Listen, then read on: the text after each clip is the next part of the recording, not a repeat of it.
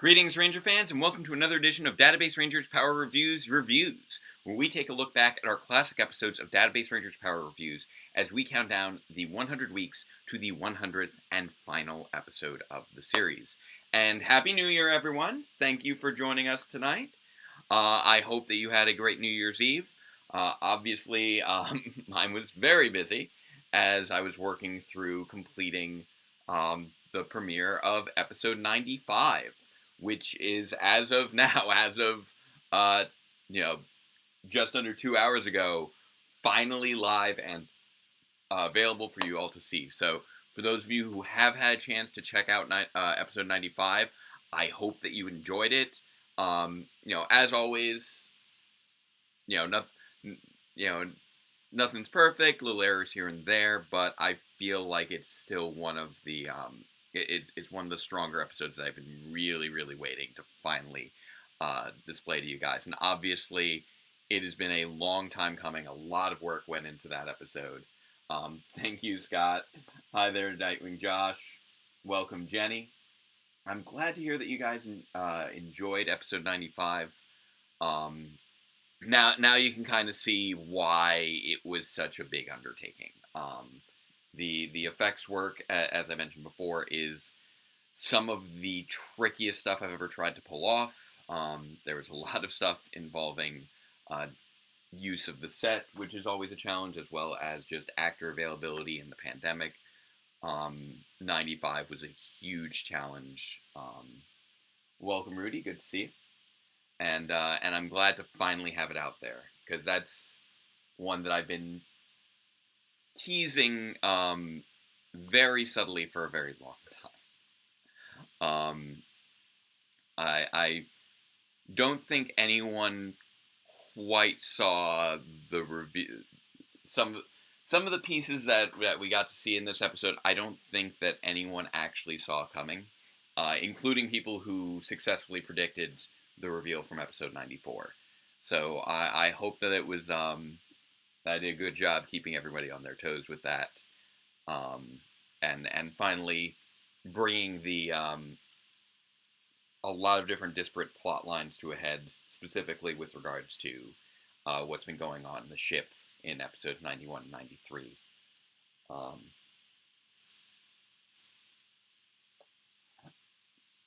Fun fact: I'm not actually the voice there. I managed to get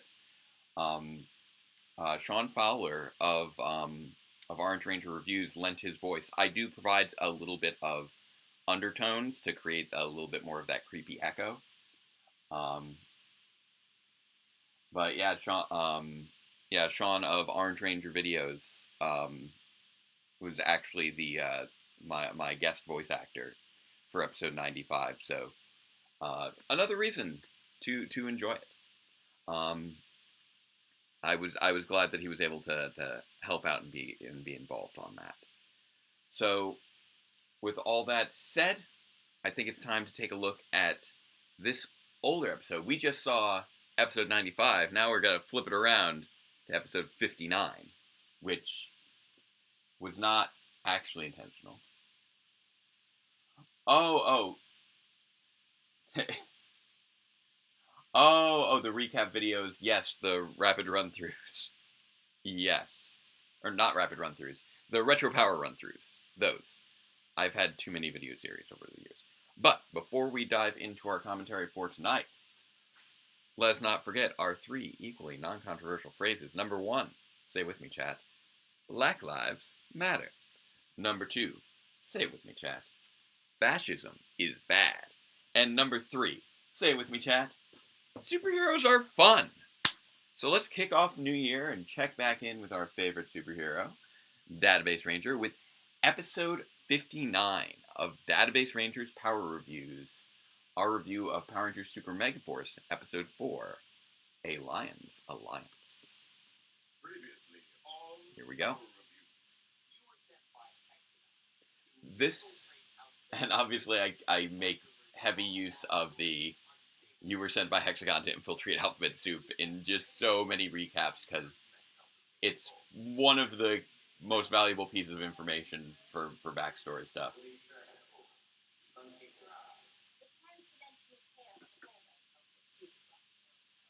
Little bits and pieces of things will get further explanation.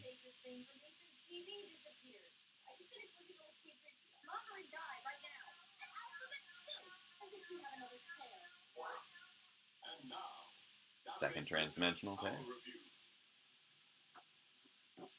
I'm not familiar with Betty Deaths.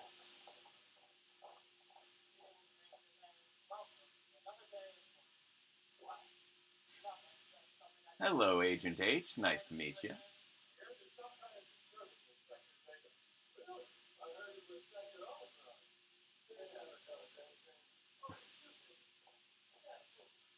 Oh, and fun fact, we kept recycling the same actors for that walkthrough. Like, Dave was the back of one of those heads just now, even though he's standing right here. And this, I forgot that this, I keep forgetting that this episode introduced so many different aspects of Alphabet Soup. Like, this is the first mention of the secretary and the directors, who obviously become very major forces in the show later on. And we actually saw, that was our only instance of seeing agents Q Alpha and Q Beta, which is the code for actually, that was actually Dave's wife there that we saw marching through. So it was fun to be able to see. But, yeah, that's weird. This is the second time that I forgot. We did the commentary on 93 right after looking at 39, and now we're looking at 59 right after looking at, after seeing 95.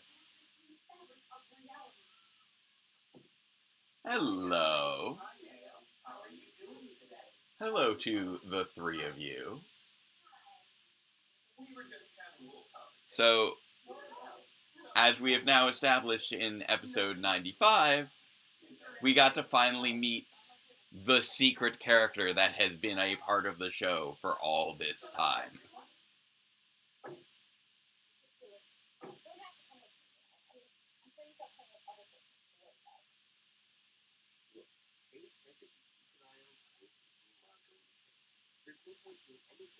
And this is also just slowly integrating the more Popsters more and more into the main plot. Is everyone buckled up back there? Yep. I love punctuating that sentence with the locking of the seatbelt. No, that's fine. How about a little story? Ooh, we love stories. Great. Then let's tell you the story of. Really? So fun. So, yeah, that was a fun little bit because I didn't realize that I was doing it, but if you're paying close enough attention, you can see I was actually lip-syncing along with the more Popsters because we were rehearsing to make sure we got that sync just right. And so I didn't realize I was actually mouthing along with them in that take.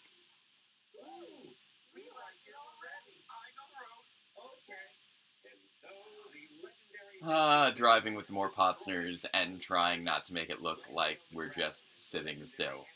Which was something that we had to address later, because people were pointing it out in the comments, especially with the better resolution of this new camera and the better ability to see out the windows.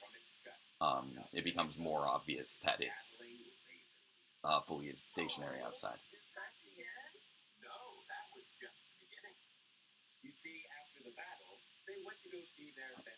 As far as how our New Year was, we did go to see some friends, and I did bring along a laptop so that I could remote into the desktop to try and see if I could finish 95 during the party. Didn't quite work. I got some good work done, but wow, that was challenging.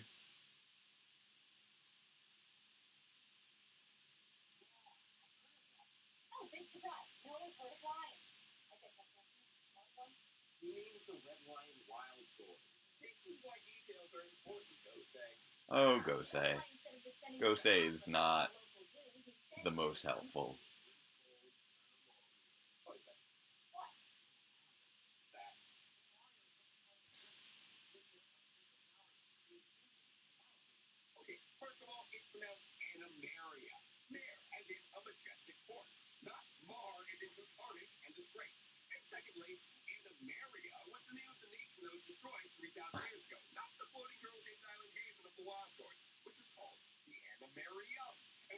I am going on such a rant here, and it's so fun when I get to actually do that.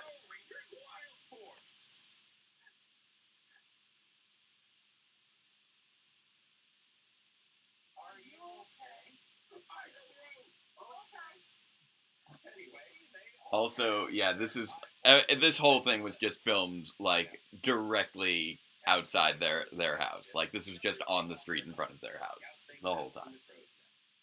Oh, congratulations on your college acceptances, Jenny.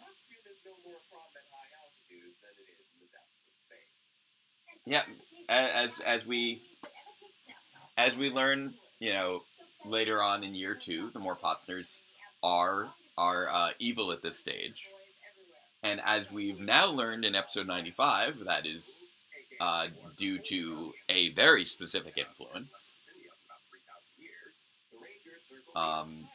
So yeah, the character that we got to meet in episode 95 is absolutely right here with them in episode 59, sort of slowly pulling the strings.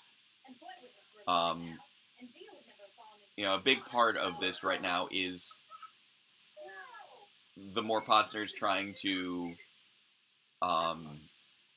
integrate themselves into Database Ranger's life and gain his trust, and a big part of that is through developing their friendship with Mayo, which ends up being very valuable later on when she becomes very committed to freeing them from the demonic influence.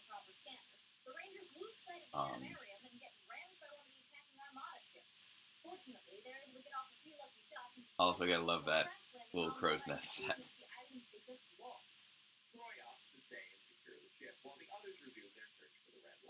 It's weird that Troy is kind of absent from so many little pieces of this.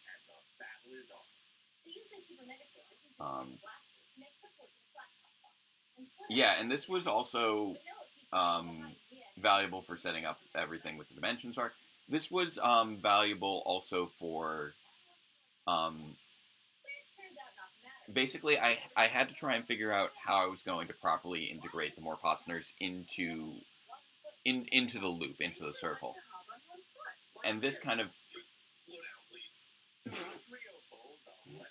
sets up for them to later run over T Omega at the end of the spring season, which is the big thing that allows them to finally be a part of the main plot. Because up until this point, they've been very much sort of the little drop-in cameo characters, and I wanted them to become,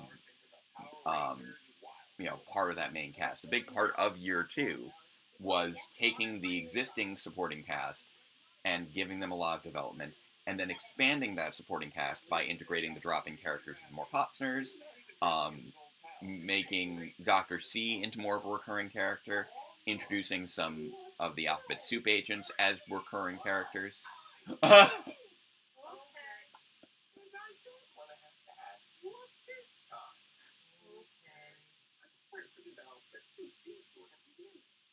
And that little line right there, forget about Alphabet Soup, these two are going to be the end of us, was very much intentional foreshadowing. Also, if you may have noticed right there, when the more Pottsners looked back, there was somebody running in front of their car, and that was totally just me, having just taken off the Database Ranger jacket and just running in front of the car. Running in place, obviously, because for the sake of safety, we were not going to be driving while filming all this. And in later episodes, I do try and mask things a little bit more so it looks more like they are driving. I do have little engine sound effects in the background. And you can see I do a little bit of blurring on some of the windows to try and create that effect as well.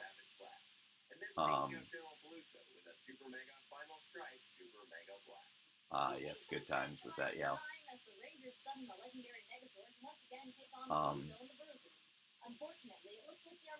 So, yeah, so we have the whole "they're going to be the end of us." Um, a big part of the whole character of the Morpotsners is they are struggling to remember how to be human. They've been heavily disconnected from their humanity, um, and the entity within them only has really the vaguest sense of what they're trying to do at this time. It's really acting more as an influence rather than an actual um, direct um, direct possession.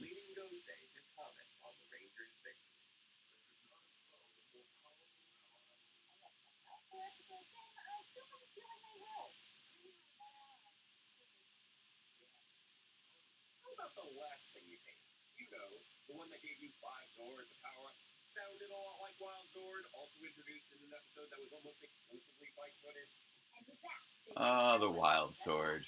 Never seen again.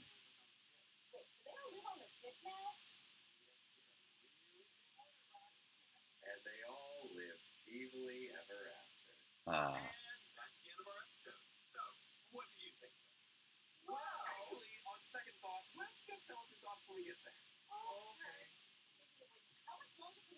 You can see I did very slight little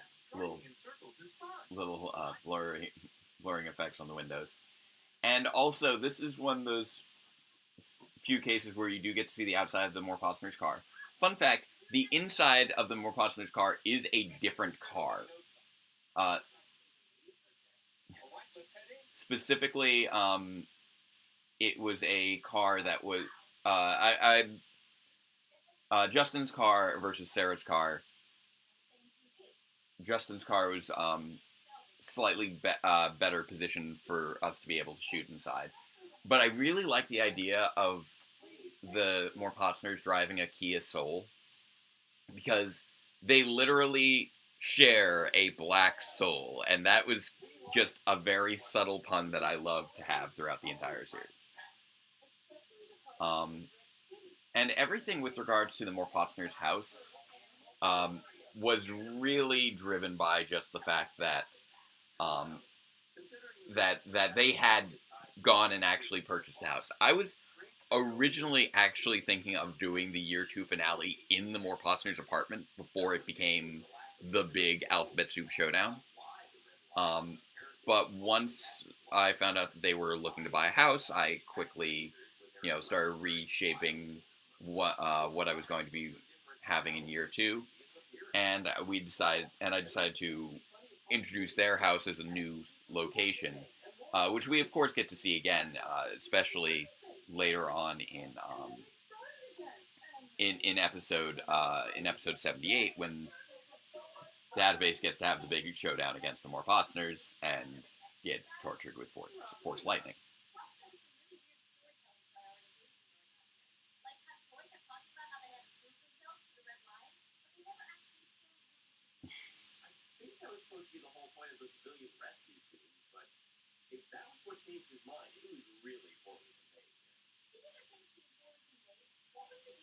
So yeah, I always keep the car still, and actually for most of these, the reason for that, outside of just safety, is I needed to have the cameras plugged in, which meant that while we're sitting there in the car out on the street in front of the house, there's like a daisy chain of like five extension cords going all the way to the garage so that the camera could still be plugged in while we were shooting all those scenes inside the car.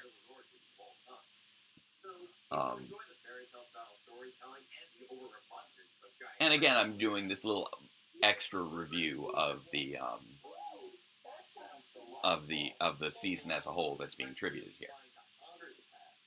But one other kind of fun thing with the Morpotsners is, oh wow, you have all the same furniture. Yeah, we liked it, so we figured why not just do the same thing here that we had in the apartment. And they're not addressing it why they decided to move into an apartment when they already have a house. But in retrospect, the idea is, oh, of course, they moved into that apartment to be closer to Database.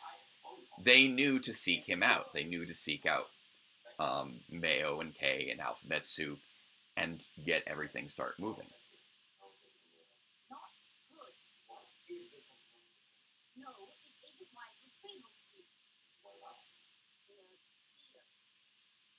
Ooh.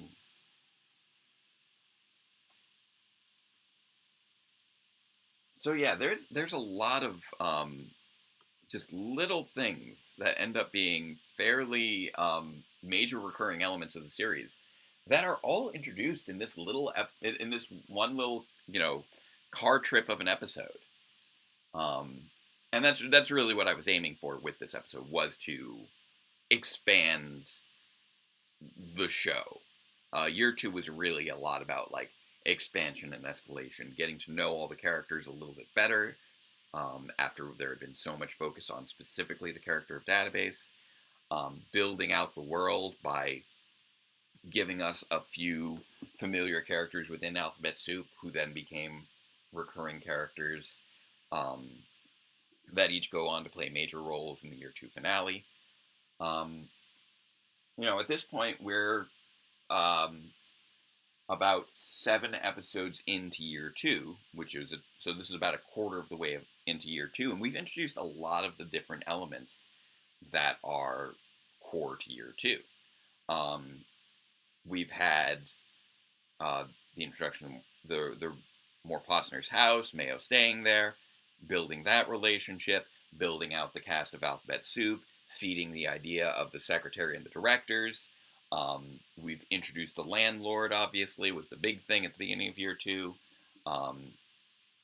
Mayo's desire to be able to be of more assistance, leading to her arc throughout the series, throughout the year, and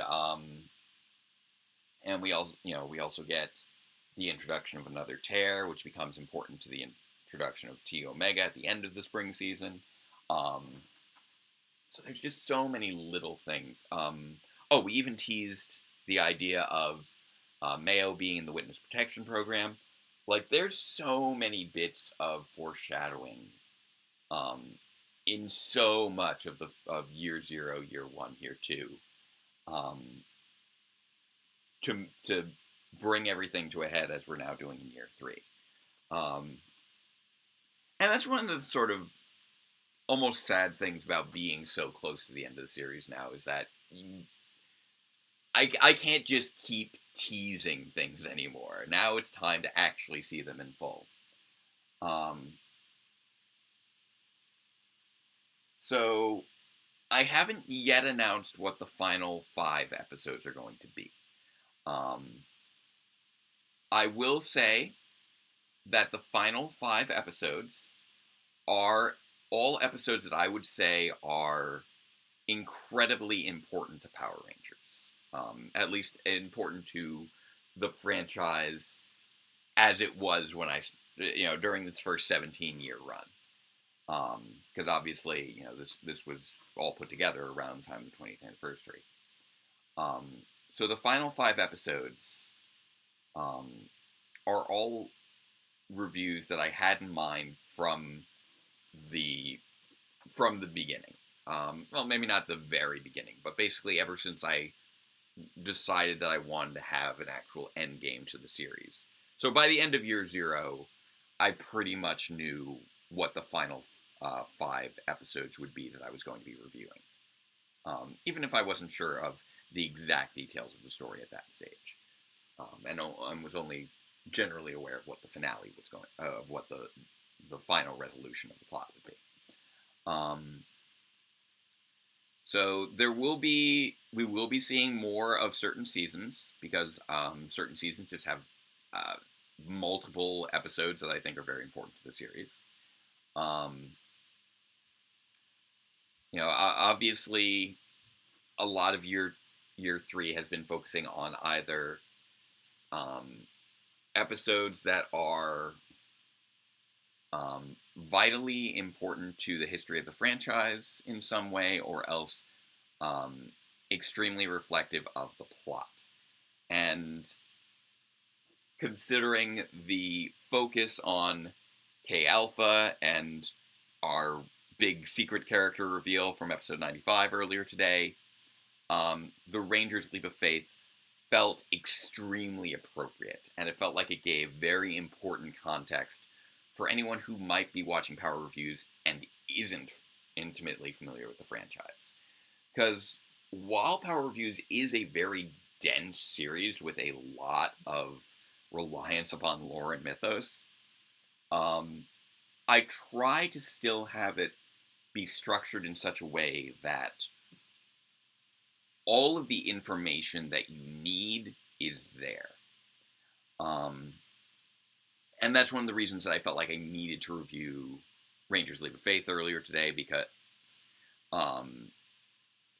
it gives you insight into those characters, who are obviously now very important to the story. As far as, what we're seeing here in year 2, it's again just sort of funny thinking about the context of who has actually been behind the wheel of that car, who has been,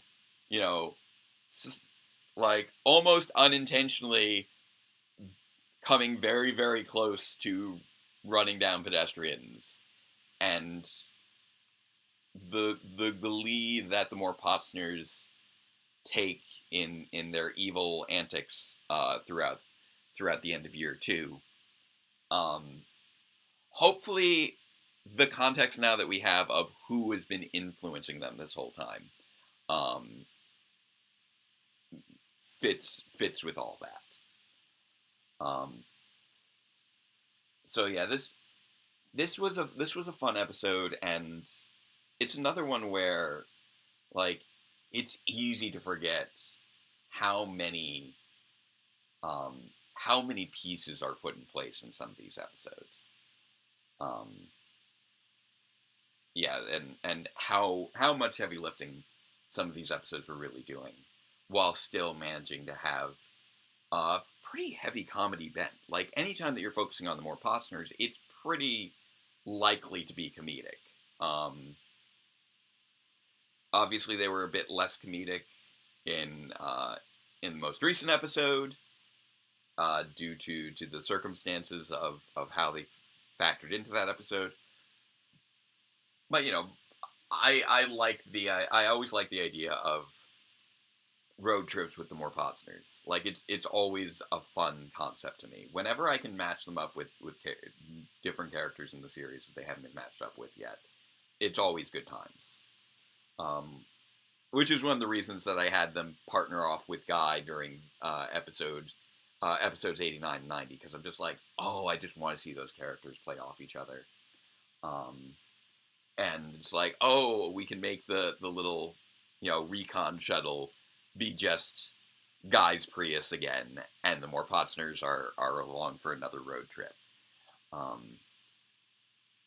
So, yeah, oddly enough, 59 and 89 have some weird things in common, in that they both feature road trips with the more Potsners as like a major impetus for the review. Although obviously episode 89 switches things up halfway through, where this one's almost entirely set within the car for the review chunk until we get to their home at the end.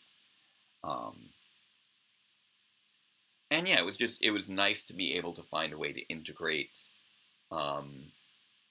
their house into the story, and to keep them integrated into the show even after they moved away. Because keep in mind, the more Potsners, Justin and Sarah were our neighbors during year 1. Like, they were our literal neighbors who lived across the parking lot in another apartment building.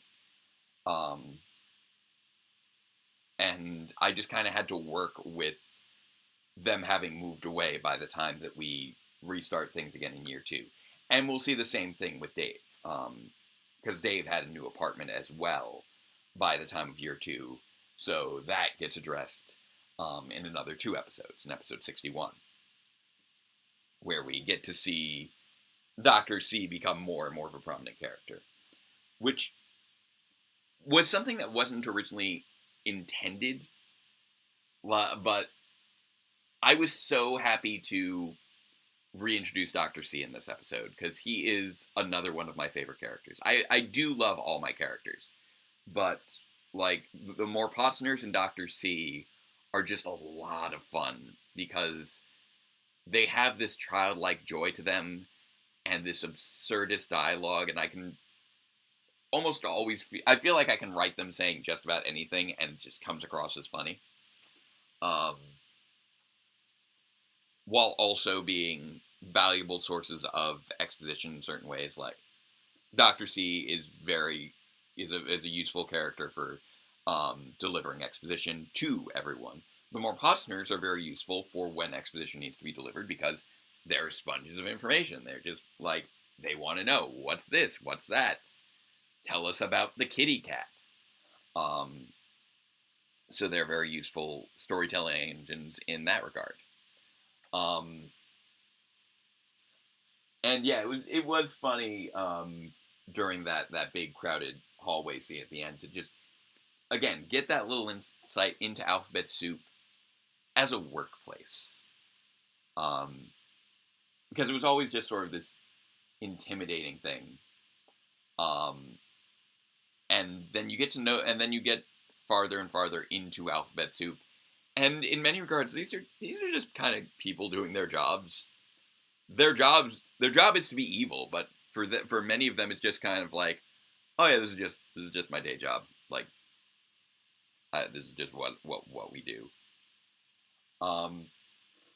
So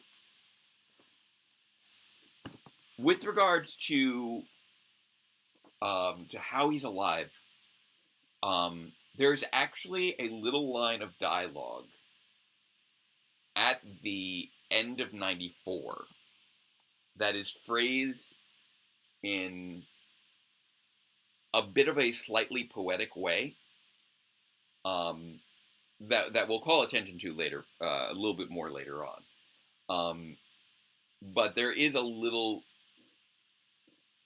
sort of hint to how he can still be alive that is touched on right at the end of 94. In many, now that I've actually released both 94 and 95 and the big 1-2 punch, hopefully now many of you kind of understand a little bit better why the structure of year 3 has been the way it is.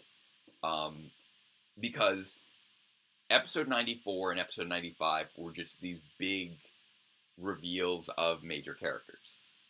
And I wasn't really sure how best to time that. Because it's like, well, okay, if we do this reveal first, that might give away that character. If we do this reveal first, that might give away that character. And I decided to do the sort of bigger reveal first, with the smaller reveal being sort of an unexpected bonus twist on top of that. And then I also had to have the two storylines alternating to make sure that things synced up just so that episode 94 ends on a little bit of a cliffhanger that foreshadows what's coming in 95. Again, if you listen to the conversation at the end of 94, there are these little hints of what's coming in 95, even though they're not, they're happening basically at the same time. And I always kind of like having those little shifts of POV for different, for running plot lines parallel. It's definitely been a little bit, I think, more of a struggle for a lot of people to keep up with things because everything's been so spaced out. With this run of episodes in particular being a little bit of an odd run, because episodes 91, 93, and 95 are very interlocking. With episodes like 92 and 94 just giving sort of that extra flavor and context to what's happening. But 91, 93, and 95 I kind of think of as this little trilogy of episodes where they're having these adventures on the ship, and I feel like it really only works because we did the heavy lifting in year 2 to get the characters to where they need to be. Like this has just been such a crazy undertaking, and it's hard to believe that we're finally, after all this time, actually in the final year of it. It's going to be a huge challenge to finish, not gonna lie, because I am gonna have basically 8 weeks per episode for the next 40 weeks to finish this. And as we saw with episode 95, 8 weeks is not always enough time to finish an episode, especially when we're talking about stuff that is, big stuff right at the end of the series, everything coming together, character plot lines intersecting, all that. Fortunately, I think while 96 and 97 are still going pretty big, from a technical standpoint, they should be a little bit more scaled down from 95. And then we're just going crazy for the final run. So yeah, I have 5 episodes to release this year. And I will have started with having released, by the end of it, there will have been 6 episodes released this year, which is, I was hoping to be able to only have to release 4. Didn't work out that way. 2021 was a very challenging year. As I still need to address in Jake Says Hi wrap-up video, I need to record that. I'll probably try and release that tomorrow. Our usual, yearly wrap-up. Not gonna lie, the combination of living in a pandemic and being a first-time dad has made 2021 a major challenge. There were a lot of little things along the way, little roadblocks along the way, but 2021 was a tough year. 2022, now that we're in it, it's likely going to be even tougher. I've got a lot of work ahead of me. I've got to get through these final 5 episodes. There's still a lot of work left to be done on them. Fortunately, I have done a lot of filming with the people who are trickiest to track down. Like, there are some characters who I've filmed everything up through 98, and I just have to find time between now and the summer to get 99, 100. There are characters who I've filmed in their entirety, who have all their shots done up through episode 100. Yeah, it's been an undertaking. It's been a wild ride. It's been like what I would imagine actually sitting in a car with the more Potsners feels like. Like, you know that you gotta get where you're going, but whoo boy, is the trip to get there seriously panic-inducing. So, at this point, I'm just kind of rambling. I'm very tired. I've gotten very little sleep this week because of the big focus on 95. I'm glad that I got to sort of bookend this week with 59 as well. And yeah, next week we get to talk about episode 60 and just keep on rolling. We are about 40 weeks from the end, and it's so hard to believe. There's still so much work to do. I've got a lot of filming to do in the next week or 2. And then a lot of editing, and a lot of filming, and a lot of editing, a lot of filming. But I am trying to time things to coincide with my breaks from school. So it is my hope that episode 96 will be released right at the end of February after our February break. It's my hope that episode 97 will release right at the end of April after our April break. So that I get that full week in February, that full week in April to polish things. And it is my hope that episode 99 can be released, after the first week of summer vacation, and that episode 99 can be released right at the end of August. With episode 100 obviously being the big goal for October 13th.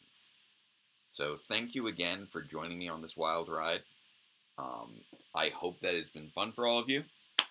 I hope that we continue to get new viewers, new subscribers, new people discovering the series.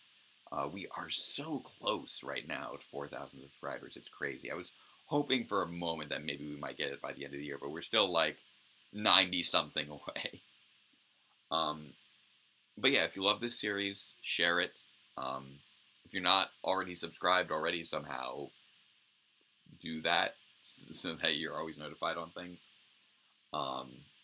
I'm sure that everybody in this stream is already subscribed, so I don't even know why I'm bringing that up.